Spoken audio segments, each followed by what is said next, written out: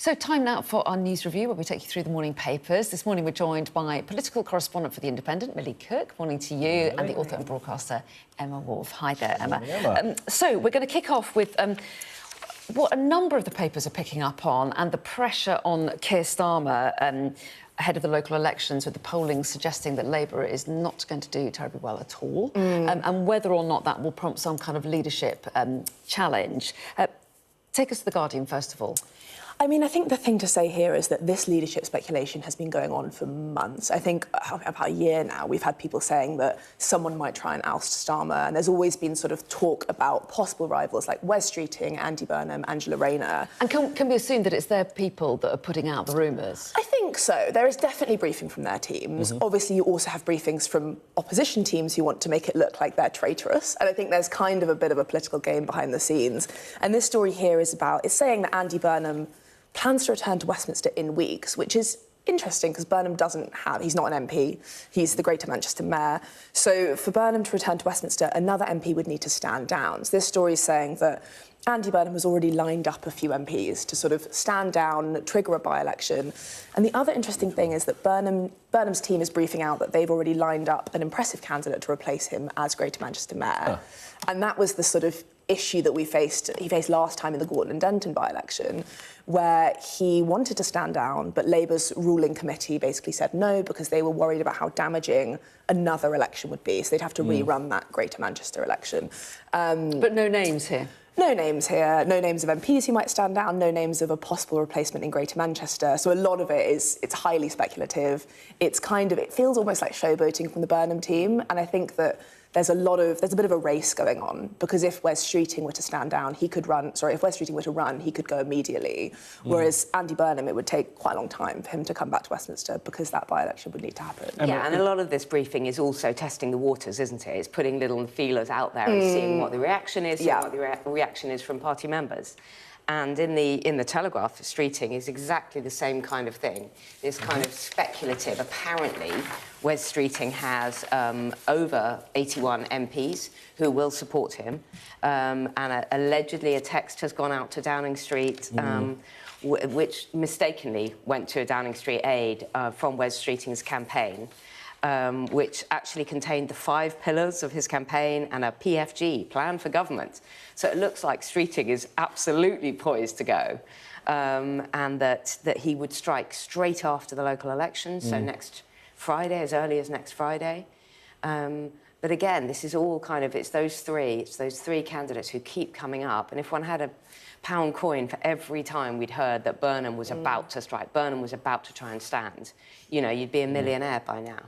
So at some point, it's a risk, isn't it? You can be the first out of the blocks, but the one who wields the sword usually doesn't wear the crown. The person who topples the Prime Minister or tries to make them topple, it rarely actually succeeds them. So I think it's a risk certainly a risk for Wes Streeting. We know that Angela Rayner's troops have been circling as well, promising all sorts of cabinet jobs to people, even though they don't have the power to promise them. So you need 20% of the Parliamentary Labour Party to get in the position to run.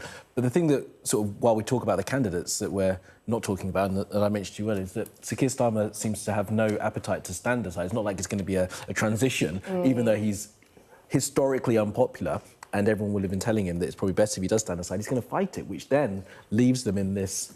Or it may be a more gradual process whereby if it's a bloodbath, which we're all expecting, and it may be quite good for Labour that we're expecting. Yeah. If the local elections next Thursday are a total bloodbath, it may be that he's then able to kind of reflect on that and then talk about maybe standing down in September at the party conference, or sort of more orderly, a more dignified transition process, which gives Starmer a way out, because he's under such pressure at the moment. Do you think he'd do that?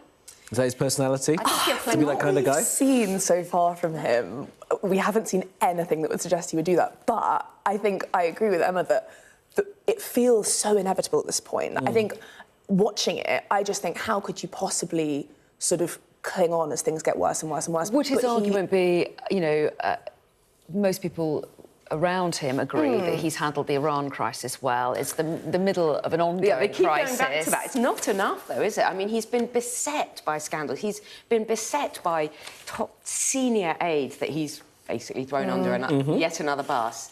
You know, really, almost everybody but him has been eliminated at some point. The buck doesn't really stop with him.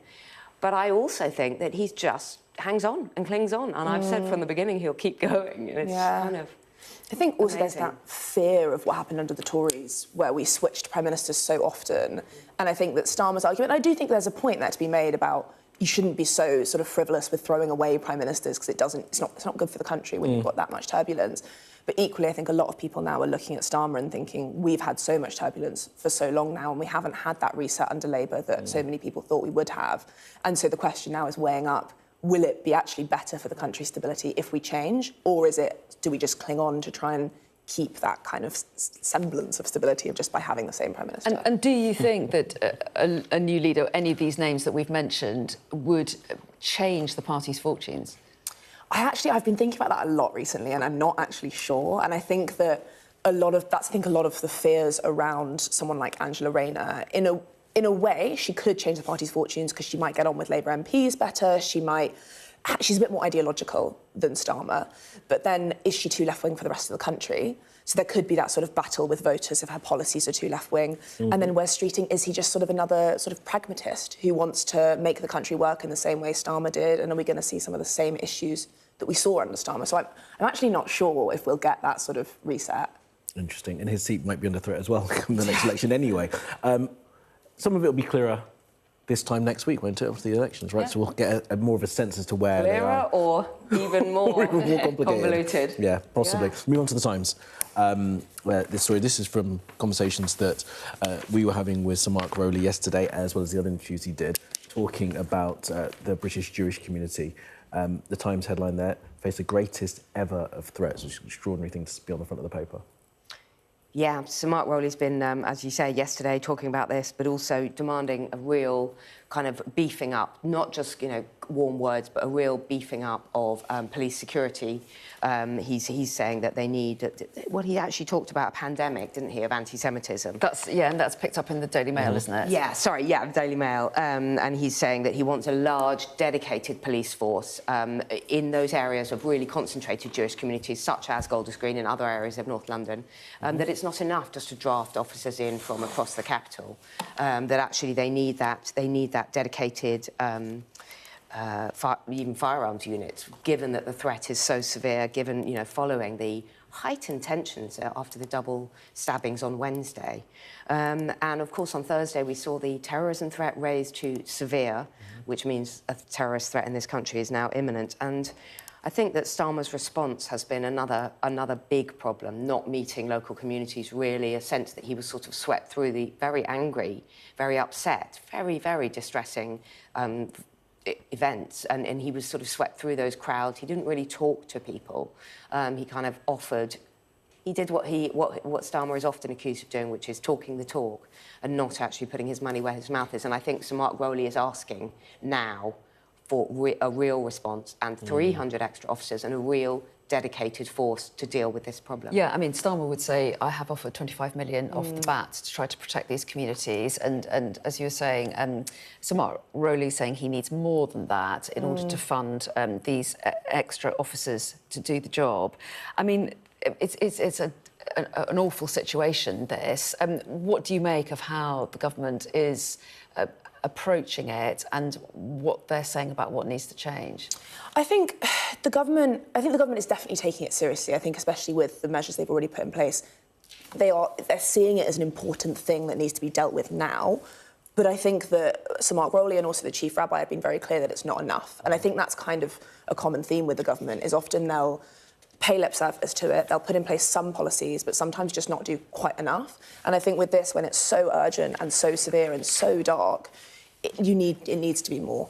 And I think that here, the other interesting thing about what Mark Rowley's been saying is that he thinks it's not just a sort of short-term issue of immediate extra funding. He's saying there's been a long-term failure to tackle sort of brewing anti-Semitism, and that's from successive governments. So not just Keir Starmer, but also previous governments and previous sort of, and over the history of the country, we've had kind of there's been developing anti-Semitism. And he's now said that effectively British Jews are facing threats from both the extreme left and the extreme right, and also hostile state actors. So it's a really terrifying situation that British Jews face themselves in.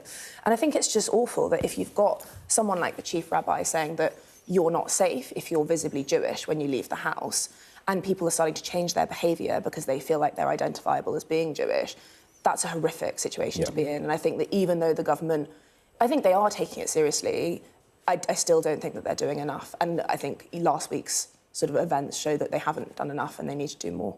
I mean, what is the next step? Apart from the extra officers, then, what is the next step to take? Jewish communities have sort of community volunteers that help try and protect schools and places of worship. The Met Police is asking for an extra 300 officers. I mean, what is the next step? Because obviously the Jewish community don't want to have to live under sort of, you know, the protection of the police, but it's such a time where they are under such threat that it's a really difficult balance, I guess, for people living there. Really difficult balance. And as you say, they're going to schools, they're going to synagogue, they're living their lives, and they've lived in these communities for decades and decades and decades. This isn't a new thing. But Sir Mark Rowley's words are incredibly powerful, aren't they? Talking about this sort of Venn diagram, this centre, being at the centre of this Venn diagram of also the social media, the anti-Semitism that has gone undetected and unchallenged in a way that we called out racism decades ago, whereas anti-Semitism hasn't been called out and hasn't been challenged. And it's now reached this kind of tipping point, or sort of, you know, cauldron, and just so difficult and so visible as well. You see Jewish people all over living their lives, and when they want to go out and wearing, you know, looking visibly Jewish, it just must feel as though they're under real threat. We've only got a minute left, but let's just reflect on the story picked up in the Times about the Green Party leader, Zach Polansky, apologising for sharing a tweet criticising the way in which the suspect was arrested and stopped. Very upset about this yesterday when we spoke to him. Yeah, we saw that sort of unprecedented intervention from Mark Rowley, where he wrote to Zach Polansky accusing him of sort of sharing misleading posts. It was after Zach Polansky retweeted a post criticising the officers and suggesting they were sort of using undue force on a mentally ill man, and that was the man who attempted to murder 2 British Jews. And I think that row was effectively about the way that officers use force, and they were in an extremely high-pressure situation. He still had a knife, they were trying to disarm him, and the sort of Mark Rowley was basically saying that Zach Polansky was undermining the police. And I think he faced a lot of criticism for that. He has now come out and apologised for it. He had to, all the political leaders criticise him for it as well. All right, Emma, Molly, thank you very much for that. We'll do it again next hour. Stay with us, headlines next.